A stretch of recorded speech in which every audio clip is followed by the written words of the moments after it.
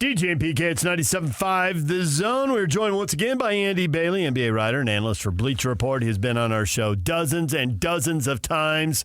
And here comes one more. Andy, good morning. Good morning. Thanks for having me, gentlemen. I'm glad to be a part of the Dozens and Dozens Club, assuming there is one. there is, and you're in it. Okay, and now we want to ask you about what the Jazz are going to do, but I think we have to start by saying that there are multiple opportunities for trades that could scramble the order. I don't know that people really know what Trajan Langdon wants to do. He's brand new in Detroit. They got somebody brand new calling the shots in Charlotte. That seems to be a bit of a question mark that could alter not just what they do, but if they trade out, who do they trade to, and then what does that team do? It seems like the draft gets really scrambled there with the 5th and 6th picks.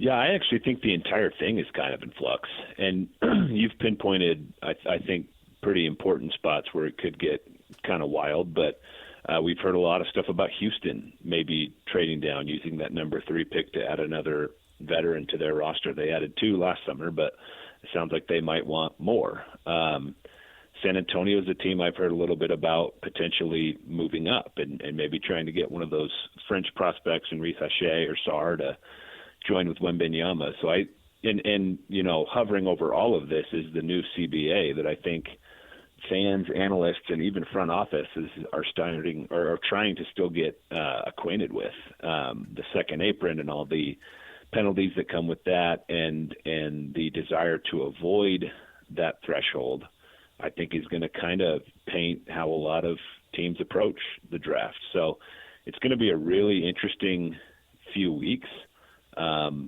And I think it's going to kick off in earnest on draft night. We'll start to see some movement.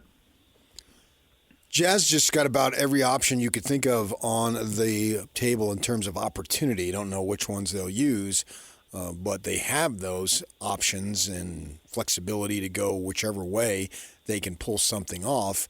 And to me, this is why they did what they did, to be in the position of where they are now. So, Ainge talking about how he wants to get things done and Smith wants to win and all that stuff. What level of activity, I guess is the right word, do you think that they will be able to pursue and actually get done over the next day or so? Well, like you said, I think there are a lot of opportunities. They've got multiple picks in this draft. They can package stuff together and move up. Obviously, there's a bunch of fans in front offices clamoring for Lauri Markkanen. I don't know whether or not they would actually trade him, but I'm sure they could get a pretty good haul for him if they wanted to. Danny Ainge has said they're going to go big game hunting or whatever the phrase was that he used. Yeah. You're a Wyoming guy, so you know all about big game hunting. Exactly. At least my mom's side of the family does. So, I mean, they could go one direction or another, and I imagine a lot of Jazz fans wouldn't be happy to hear this, but the more I think about Utah's situation, the more I think this might be another summer to kind of lay low.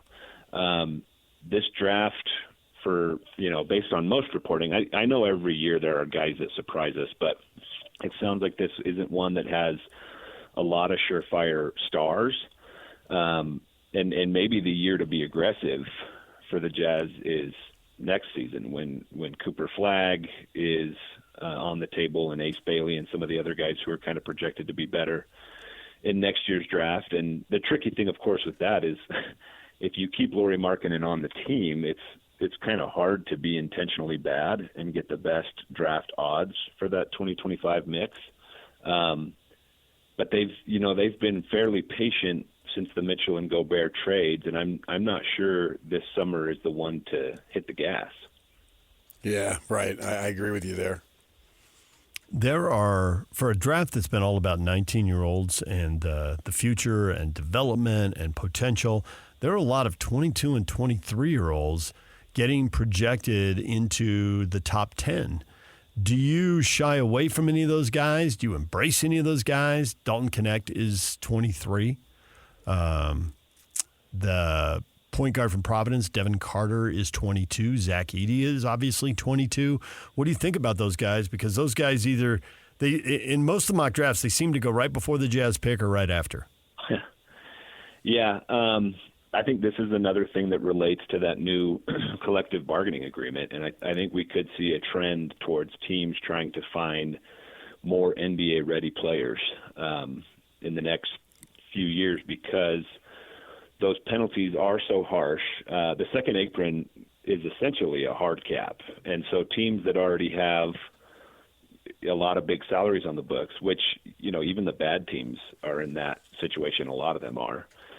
So cost-controlled players with a little bit of experience that can maybe help you out of the gate a little bit quicker than some of the 18 and 19-year-olds, that might become a little bit more the norm. I think especially in the middle of the first round. You mentioned that Connect is being mocked in the top 10 in a lot of places, and Devin Carter, and I think kind of in that 8 to 20 range. I think we could kind of see more of a run on older, more experienced guys over the next few years, and it may not stay that way. I think the story of the draft for years and years and years has been what you said. It's a lot of 18, 19, 20-year-olds. NBA teams like to have those couple extra years of development with young guys, so it could swing back to that, 3 or 4 years from now. But I do think we're going to see an emphasis on experience and production, and I think there's going to be more in the second round. In the past we saw a lot of people would take flyers on guys, who didn't have a ton of experience, but they had raw tools and maybe they played a tiny role for some team in Europe or something like that. I think we're going to start to see more established people taken in the second round too. I mean, in years past, there's, maybe a mid-major guy who averages 25 points a game and doesn't even get a look in the draft because of the level of competition he faced. But I just think those kind of players, 22, 23-year-olds who just kind of know how to play, are going to be more popular picks going forward, at least in the short term. I know you focus on the NBA, but down the road a little bit from where you live and reside and practice law, and the very best lawyer since Jerry Spence in Wyoming, as we've talked about that, is Cody Williams from Colorado. Didn't play a lot, up and down season, but to me he's got an awful lot of potential. Did you have any opinion of him? I do. I agree with everything that you just said there. I like two wings from Colorado, and one of them is with Utah's 10th pick. Taking him at 10 is maybe a little bit of a stretch, but I like Tristan Da Silva too. I think Da Silva has a little bit more feel as a playmaker, and he's one of those older guys that we just talked about. He's 23 years old. He was a senior, and I think he's going to help somebody. Cody Williams, you can see the upside, and it's easy. It's easy to believe in upside when a player has a brother who's been so successful right off the bat, and Jalen Williams in OKC. And I do think there's something to that. He's also a good, fluid athlete. I think he profiles to be a pretty good shooter. I think you have Utah is maybe one of the teams that can still take younger guys and afford to develop them for a couple of years just because of the unique situation that they're in. So if he's still available at 10, and I think there's a chance he will be, he's a guy that I think would make a lot of sense for Utah, especially after last year's trade of Abaji. They're a little bit short on wings right now. Zach Edey's a two-time College Player of the Year. Took his team to the NCAA title game, but he's 7'4", and his lateral quickness is beyond an issue. It's a problem for a lot of teams. But his ability to score once he gets in the paint is unquestioned, and teams do seem to be a little more worried about offense than they used to be, and a little less concerned with defense than they used to be. So how high is he going to go up the draft boards? I think he's going to be right around the end of the lottery, and I can't decide one way or the other what I think about his professional prospects. A few months ago, I had friends asking me, what is this guy going to be? And I had Boban come to mind. And then I was just listening to ESPN's Jonathan Givony on a podcast, and he was, basically saying he hates the Boban comparison, and Zach Edey's going to be so much better than Boban. I think best case scenario, I think he slots into, and we didn't see this for long, but there was a little trend for a little bit of, obviously we've had heat check 6-man scorers for years and years and years, but there was a couple year stretch there where that heat check guy was actually a big man. Enes Kanter had a couple good seasons in that role.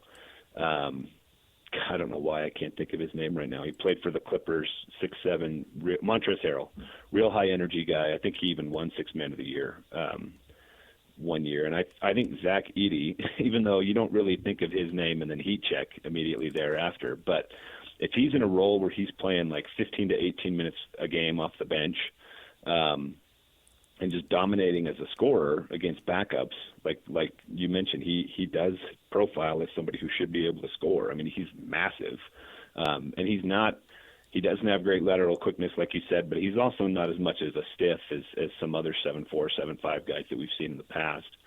So I think there's a chance he can be an effective role player. And maybe even putting his ceiling as a bench player is not fair. Maybe he tops out as like an Ivica Zubac type. But I don't think he's going to be the kind of dynamic, like rim protector, rim runner that Utah fans are used to with Rudy Gobert. And he's certainly, I don't think he profiles to be the kind of playmaking five that's kind of in vogue now. So it's going to be, he's somebody that fascinates me to no end, and I think it's mostly just because I can't peg what I think is going to happen with him. You think it might be easy for the Jazz to package the 29th and 32nd pick and move up a little bit? It seems like a team like Phoenix would have a interest in moving back and getting a couple of players because they need to flesh out that roster.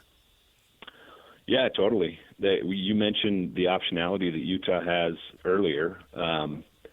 And I think that's an option that's very much on the table. That's kind of been reported, I think, in a couple outlets in the last few days, is that's something that they're thinking about. And like we mentioned at the top, I think this is going to be a draft with a decent amount of movement. So if there's somebody that Utah is, starting to get scared is going to be gone, at 20, 21, 22, something like that, I do think Utah has the chance to move up. And you mentioned a great one with Phoenix at 22. The difference, like your hit rate basically as a drafter isn't dramatically different from 22 to 29. So maybe Phoenix is thinking, yeah, we need two guys to fill out that roster, and that's a good one you pinpointed there.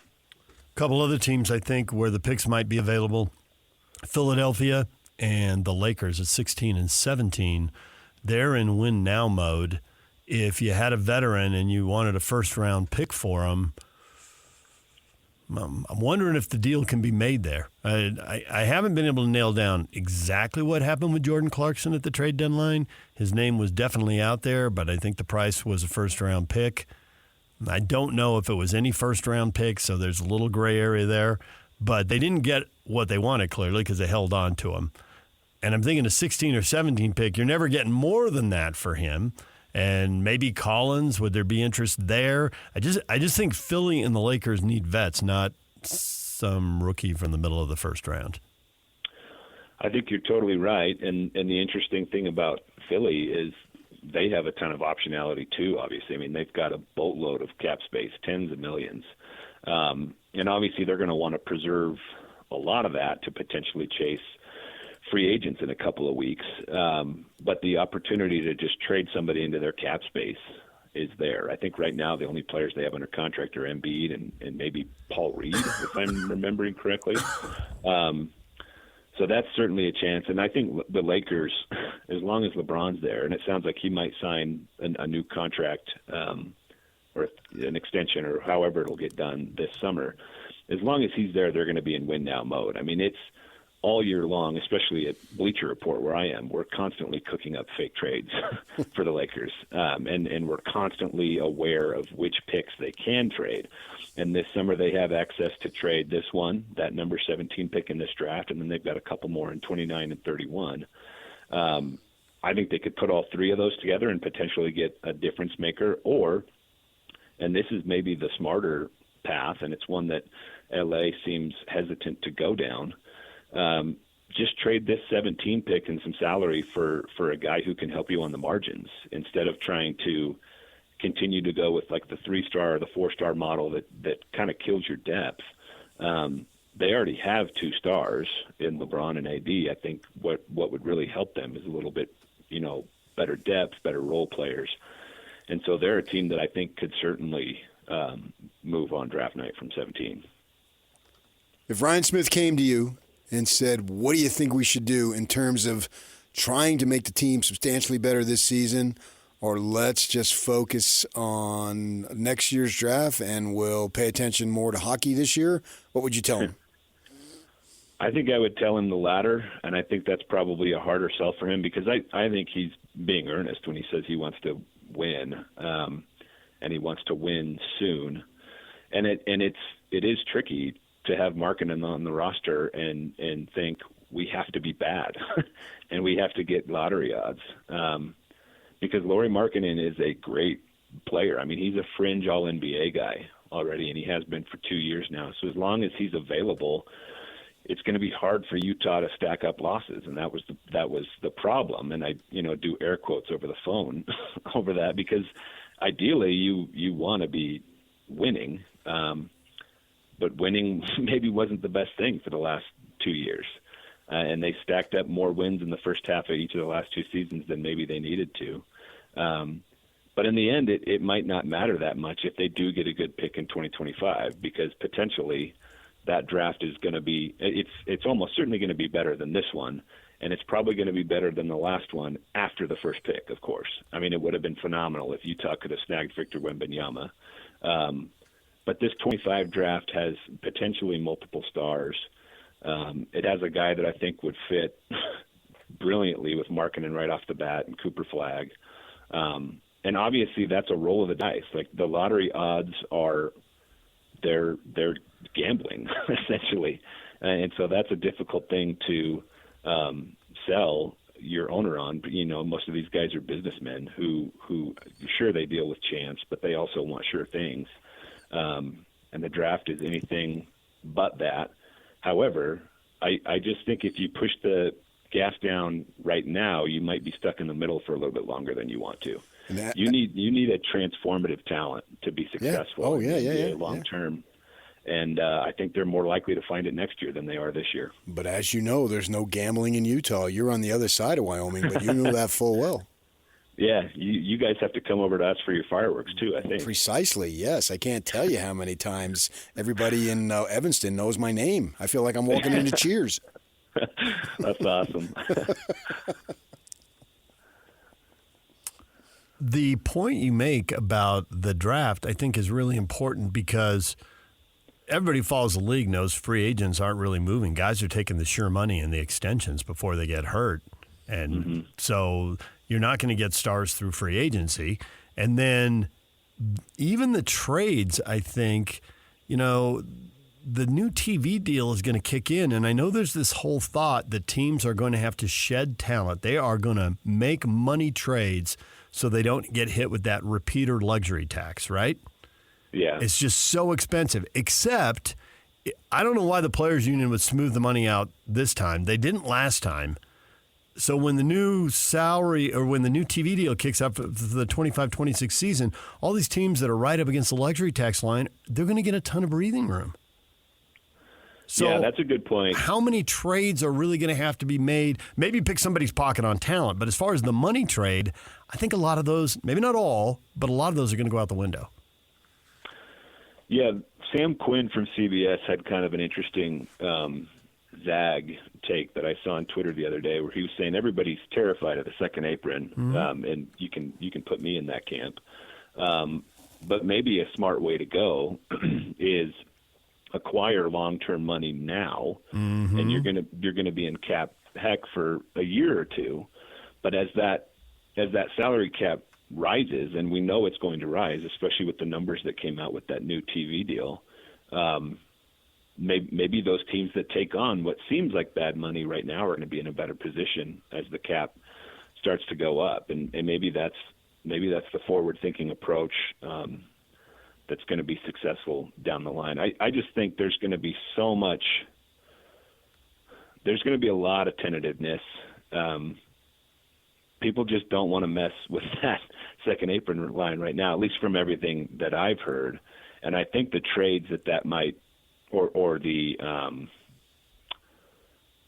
free agency moves that might inspire, at least in the short term, at least this summer, is still going to be to try and avoid that second apron line. But I do think it's an interesting thought experiment to think, well, maybe the smart approach is the opposite of that. And I hadn't thought of that until I saw Sam's point. I think it's smart to think about things in multiple different ways.